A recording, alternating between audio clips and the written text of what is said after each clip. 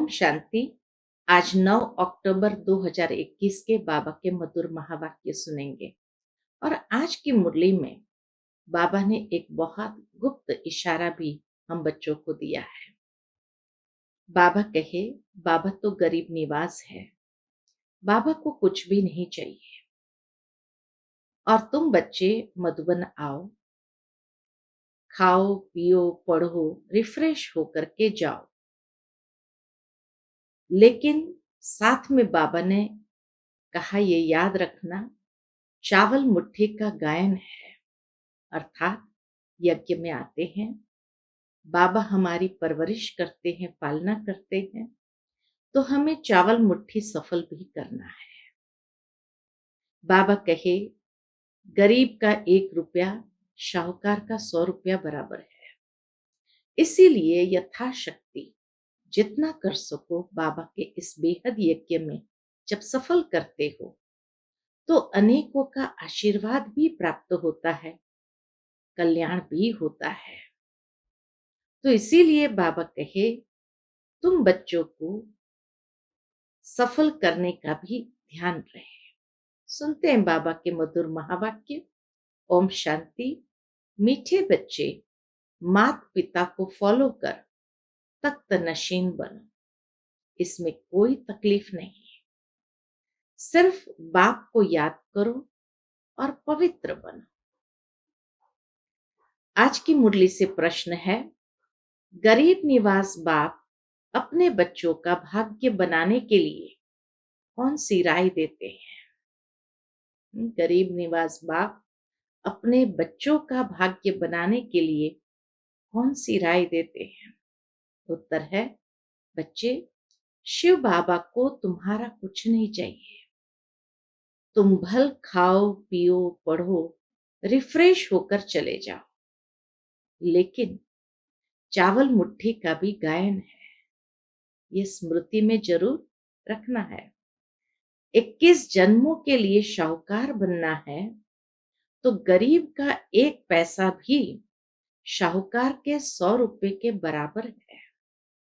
इसलिए बाप जब डायरेक्ट आते हैं तो अपना सब कुछ सफल कर लो। तो ये बाबा ने गुप्त इशारा भी दिया कि मधुबन बाबा का बेहद यज्ञ में जब आते हो, खाओ पियो पढ़ो, रिफ्रेश हो, बाबा की परवरिश मिलती है तो सफल भी करना है।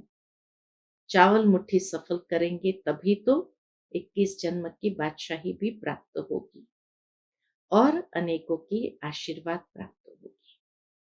आज की मुरली से पहले गीत बजा है, तुम ही हो माता पिता तुम ही हो। ओम शांति। गीत का अर्थ तो बच्चों ने समझा, वह भल पुकारते हैं परंतु समझते नहीं है। तुम जानते हो वह हमारा बाप है। बाबा को ही तुम माता पिता कहा गया है।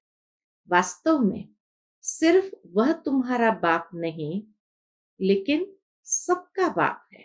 शिव बाबा सारे संसार की आत्माओं का बाप है।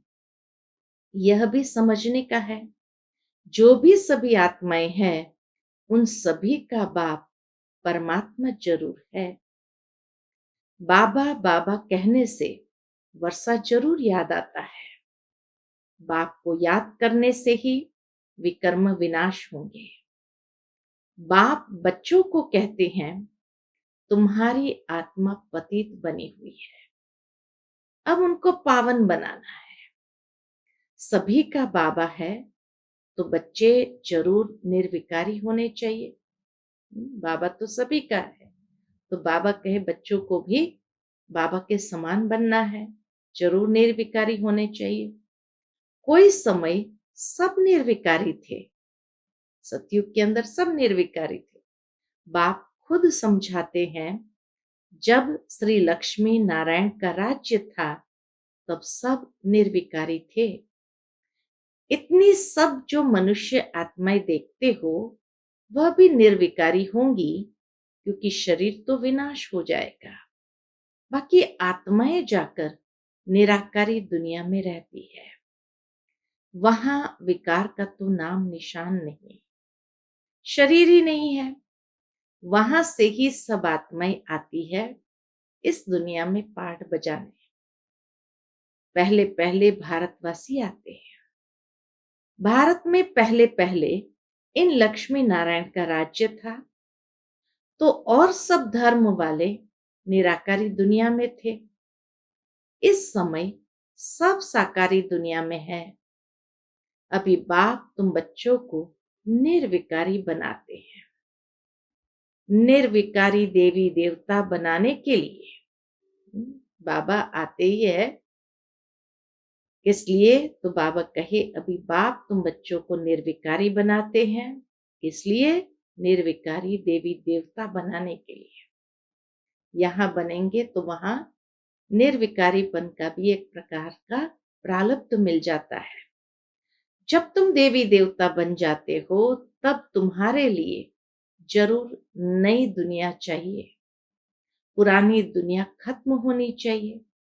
शास्त्रों में महाभारत लड़ाई भी दिखाई हुई है। दिखाते हैं बाकी 5 पांडव रहे, वह भी पहाड़ पर गल गए। दिखाते हैं शास्त्र में महाभारत युद्ध हुआ, उसके बाद 5 पांडव बचे, वह भी फिर जाकर पहाड़ों में गल गए, कोई नहीं बचा। अच्छा, इतनी सब आत्माएं कहाँ गई? आत्मा तो विनाश को पाती नहीं, तो कहेंगे निराकारी निर्विकारी दुनिया में गई। बाप विकारी दुनिया से निराकारी निर्विकारी दुनिया में ले जाते हैं। तुम जानते हो बाप से तो जरूर वर्षा मिलना चाहिए। अभी दुख बढ़ गया है। इस समय हमको सुख शांति दोनों चाहिए। भगवान से सब मांगते हैं, हे भगवान हमको सुख दो, शांति दो। हर एक मनुष्य पुरुषार्थ करता ही है, इसलिए बाबा कहे हर एक मनुष्य पुरुषार्थ करता ही है दुनिया में धन के लिए। पैसा है तो सुख है, यही समझते हैं अंदर में कि पैसा है तो सुख है। तुमको बेहद का बाप तो बहुत पैसा देते हैं। तुम सतयुग में कितने धनवान थे, हीरे जवाहरों के महल थे। तुम बच्चे जानते हो हम बेहद के बाप से बेहद स्वर्ग का वर्षा लेने आए हैं। सारी दुनिया तो नहीं आएंगी, ये वर्षा लेने के लिए भी सारी दुनिया तो नहीं आएंगी। बाप भारत में ही आते हैं। भारतवासी ही इस समय नरकवासी है, फिर स्वर्गवासी बाप बनाते हैं। भक्ति में दुख के कारण बाप को जन्म जन्मांतर याद किया है। क्या कहा? हे परमपिता परमात्मा, हे कल्याणकारी, दुख हरता सुख करता बाबा, उनको याद करते हैं तो जरूर वह आता भी होगा। याद किया है तो बाबा इतना रहम दिल है तो आता भी जरूर होगा। ऐसे ही मुफ्त में थोड़ी याद करते हैं। समझते हैं भगवान बाप आकर भक्तों को फल देगा, सो तो सभी को देगा ना। बाबा तो सबका है ना। तुम जानते हो हम सुख धाम में जाएंगे और बाकी सब शांति धाम में जाएंगे। जब सुख धाम में है तो सुख शांति सारी सृष्टि पर रहता है। बाप का तो बच्चों पर लव रहता है ना, और फिर बच्चों का भी माँ बाप पर प्यार रहता है। यह भी गाते हैं तुम मात पिता हम बालक तेरे। जिस्मानी मात पिता होते हुए भी गाते हैं तुम मात पिता, तुम्हारी कृपा से सुख घनेरे। लौकिक माँ बाप के लिए तो ऐसे नहीं गाते हैं, बल वह भी बच्चों को संभालते हैं, मेहनत करते हैं, वर्षा देते हैं। जितना उनके पास होता है उतना वर्षा देते हैं, सगाई कराते हैं, फिर भी सुख घनेरे पारलौकिक माता पिता ही देते हैं, क्योंकि उनके पास ही सब कुछ अथाह है। अभी तुम हो ईश्वरीय धर्म के बच्चे। आज बाबा ने कहा तुम हो ईश्वरीय धर्म के बच्चे, वह सब है आसुरी धर्म के बच्चे। हम ईश्वरीय धर्म के बच्चे हैं, अर्थात ईश्वर ने जो हमारे जीवन में श्रेष्ठ धारणाएं कराई हैं, उन श्रेष्ठ धारणाओं से हमारा जीवन परिवर्तित हुए, तो हम ईश्वरीय धर्म के बच्चे। और वह सब है आसुरी धर्म के बच्चे, अर्थात आसुरी वृत्तियां हैं और उसकी धारणा की हुई है, तो जरूर है आसुरी धर्म के बच्चे। सतयुग में कभी कोई धर्म के बच्चे नहीं करते हैं, अर्थात एडॉप्ट नहीं करते हैं। वहां तो सुख ही सुख है, दुख का नाम निशान नहीं। बाप कहते हैं मैं आया हूं 21 पीढ़ी के लिए तुमको स्वर्ग के सुख घनेरे दे रहे। अभी तुम जानते हो बेहद के बाप से हम स्वर्ग के घनेरे सुख पा रहे हैं। यह दुख के सब बंधन खलास हो जाएंगे। सतयुग में है सुख का संबंध, कलयुग में है दुख का बंधन। बाप सुख के संबंध में ले जाते हैं। उनको कहा ही जाता है दुख हरता सुख करता। बाप आकर बच्चों की सेवा करते हैं। बाप कहते हैं हम ओबीडियंट सर्वेंट हैं। तुमने मुझे आधा कल्प याद किया है, हे बाबा आकर हमको सुख घनेरे दो। अब मैं आया हूं देने देने बाबा कहे अब मैं आया हूं देने, तो फिर श्रीमत पर चलना है। श्रीमत पर भी तो चलना पड़े, क्योंकि जो श्रीमत पर चलते हैं, आज्ञाकारी बनते हैं, उन्हीं को तो वर्षा प्राप्त होगा। तो बाबा इसलिए कहे अब मैं आया हूं देने, तो फिर श्रीमत पर चलना है।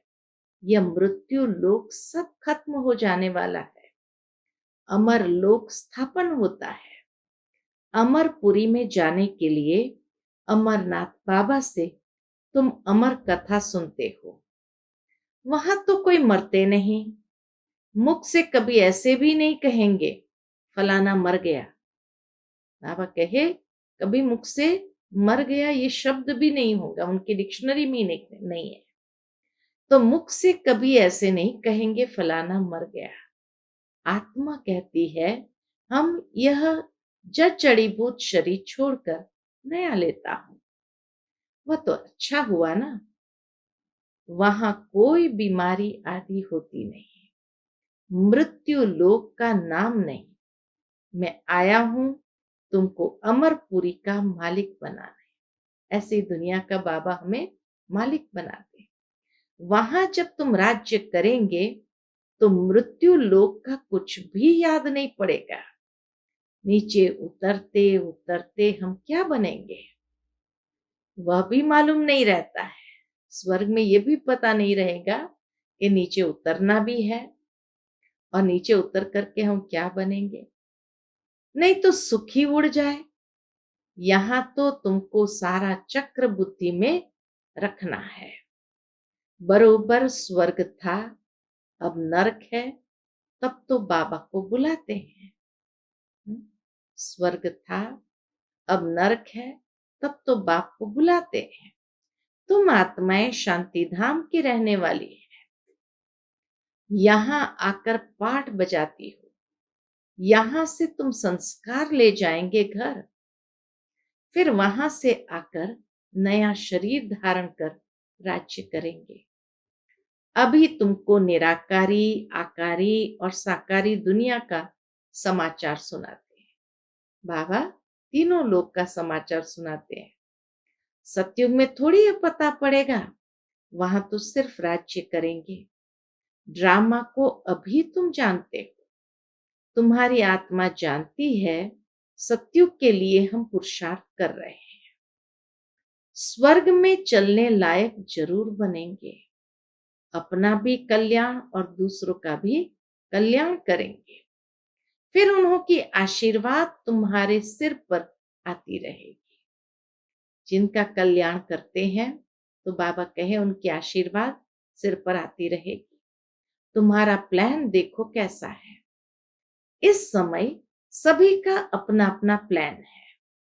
बाप का भी प्लान है। वो लोग डैम्स आदि बनाते हैं तो बिजली आदि पर कितने करोड़ों रुपए खर्च करते हैं। बाप समझाते हैं अब वह सब है आसुरी प्लान, हमारा है ईश्वरीय प्लान। अब किसका प्लान विजय को पाएगा? वह तो आपस में ही लड़ पड़ेंगे। सभी का प्लान मिट्टी में मिल जाएगा। वो कोई स्वर्ग की स्थापना तो नहीं करते हैं। वो जो कुछ करते हैं दुख के लिए। बाप का तो प्लान है स्वर्ग बनाने का। नरकवासी मनुष्य नरक में ही रहने के लिए प्लान बनाते हैं। बाबा का प्लान स्वर्ग बनाने का चल रहा है। इतना श्रेष्ठ बाबा का प्लान है, स्वर्ग बनाने का चल रहा है। तो तुमको कितनी न खुशी होनी चाहिए। गाते भी हो तुम्हारी कृपा से सुख घनेरे। वह तो पुरुषार्थ कर लेना है ना। बाप कहते हैं जो चाहिए सो लो। चाहे विश्व के मालिक राजा रानी बनो, चाहे फिर दास दासी बनो।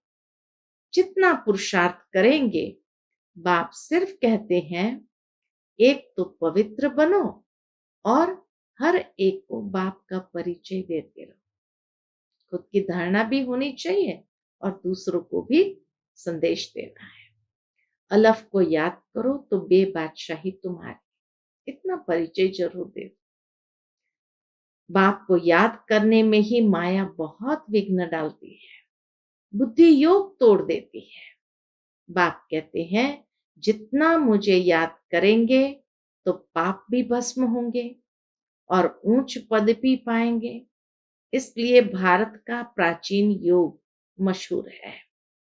बाप को लिबरेटर भी कहते हैं। 21 जन्म के लिए बाप तुम्हें दुख से लिबरेट करते हैं। भारतवासी सुखधाम में होंगे और बाकी सब शांति धाम में होंगे। निराकारी दुनिया और साकारी दुनिया का प्लान दिखाने से झट समझ जाएंगे और धर्म वाले स्वर्ग में आ न सके। स्वर्ग में तो है ही देवी देवताएं। ये ड्रामा की नॉलेज बाप के सिवाय कोई समझा न सके। बच्चे आते ही हैं बाप से वर्षा लेने। सुख घनेरे तो है ही सतयुग में। बाद में रावण राज्य होता है, उसमें होते हैं दुख घनेरे। अभी तुम समझते हो बाबा हमको सच्ची सच्ची कथा सुनाकर अमर लोक में जाने लायक बनाते हैं। अभी ऐसे कर्म करते हो। हाँ, बाबा कहे अभी तुम बच्चे ऐसे कर्म करते हो तब तो 21 जन्म के लिए धनवान बनते हो। कहते भी हैं धनवान भव, पुत्रवान भव। ये आशीर्वाद बाबा से मिलता है। वहां एक बच्चा एक बच्ची तुमको जरूर होंगे। आयुष्यवान भव, तुम्हारी आयु भी 150 वर्ष होगी। अकाले मृत्यु कभी होता नहीं, यह बाप ही समझाते हैं। तुम आधा कल्प हमको पुकारते आए हो, सन्यासी ऐसे कहेंगे क्या? वह क्या जाने बाप कितना प्यार से बैठ समझाते हैं। दुनिया में ये तो साधु सन्यासी भी नहीं जानते। बच्चे ये एक जन्म अगर पावन बनेंगे तो 21 जन्म पावन दुनिया के मालिक बनेंगे। पवित्रता में तो सुख है ना।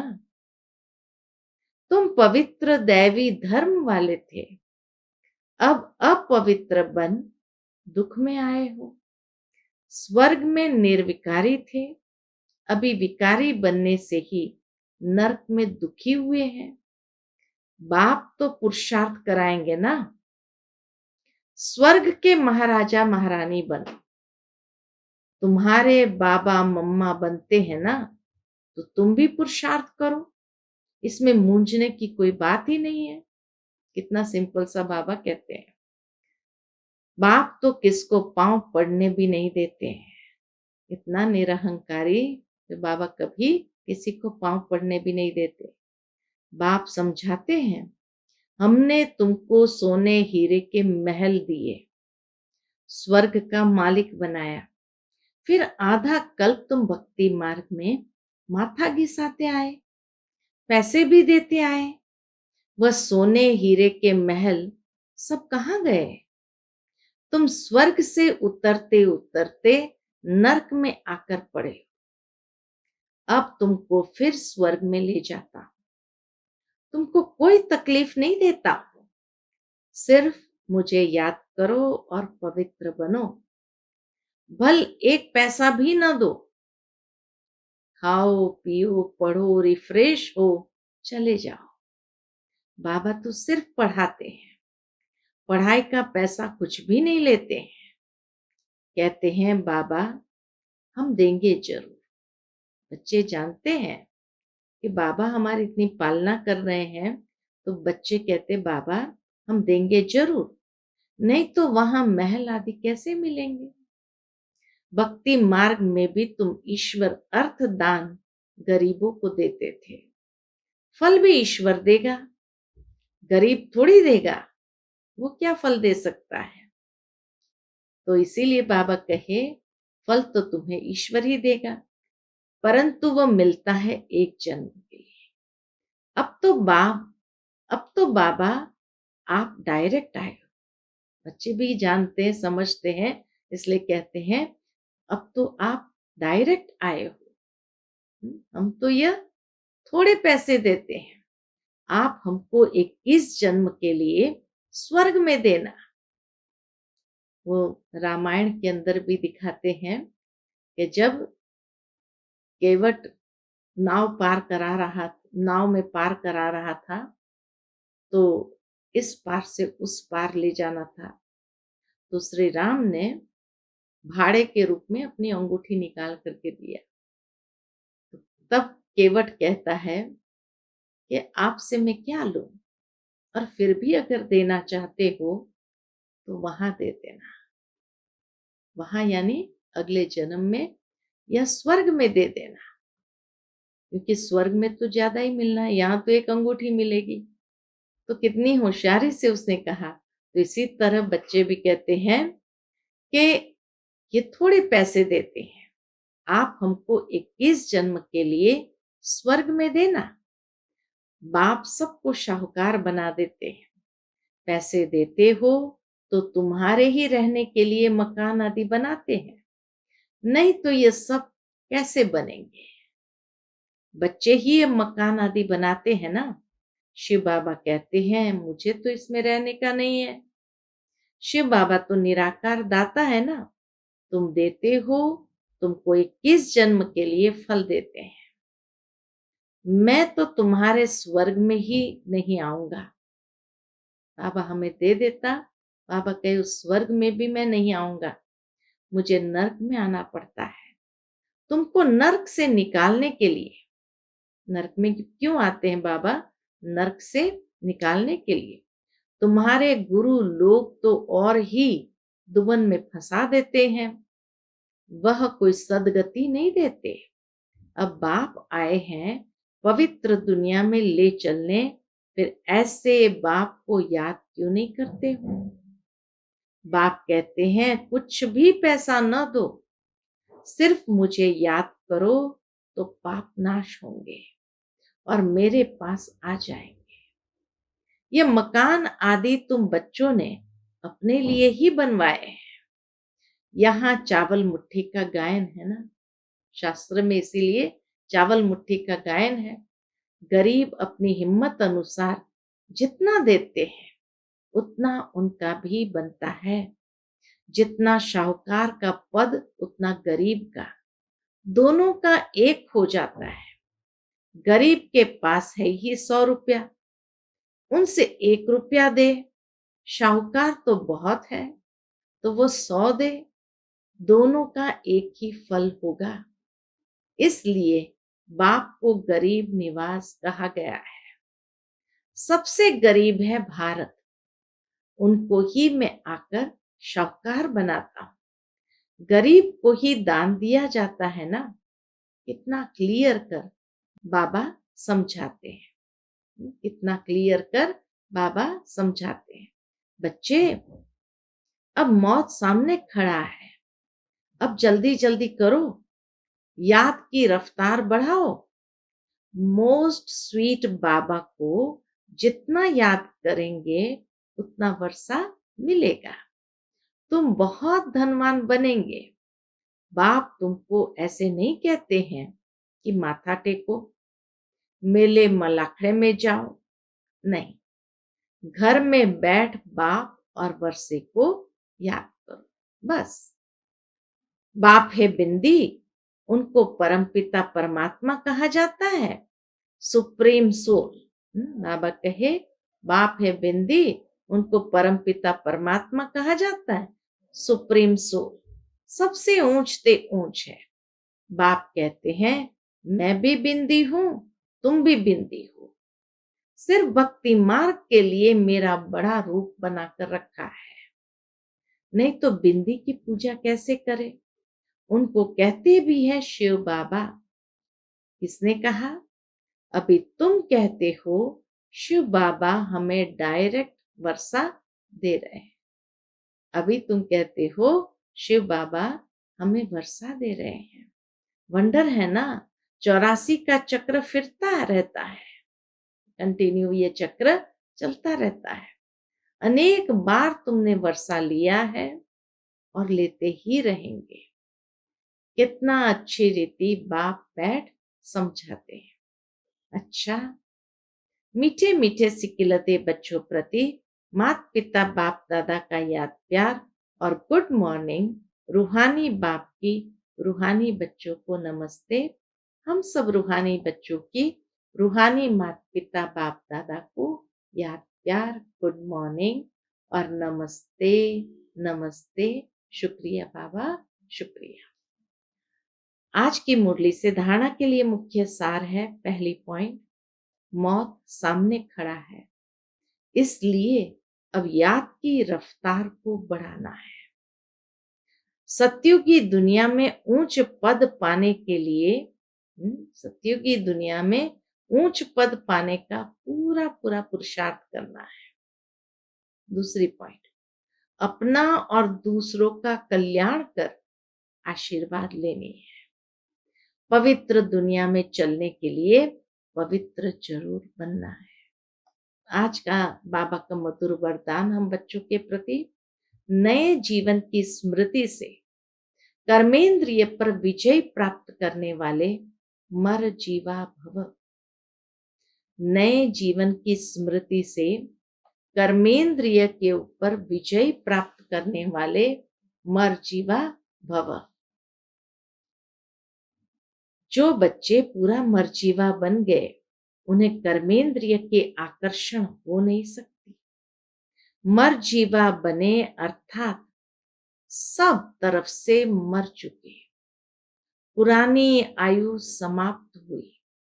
जब नया जन्म हुआ तो नए जन्म, नए जीवन में कर्मेंद्रिय के वश हो कैसे सकते। ब्रह्मा कुमार कुमारी के नए जीवन में कर्मेंद्रिय के वश होना क्या चीज होता है। इस नॉलेज से भी परे शूद्रपन का जरा भी सांस अर्थात संस्कार कहाँ अटका हुआ न। सुना, शूद्रपन का जरा भी सांस अर्थात संस्कार कहाँ भी अटका हुआ न। आज का बाबा का स्लोगन है, अमृत वेले दिल में परमात्मा स्नेह को संभालो तो और कोई स्नेह आकर्षित नहीं करेगा। अमृत वेले दिल में परमात्मा स्नेह को संभालो तो और कोई स्नेह आकर्षित नहीं करेगा। अच्छा, ओम शांति।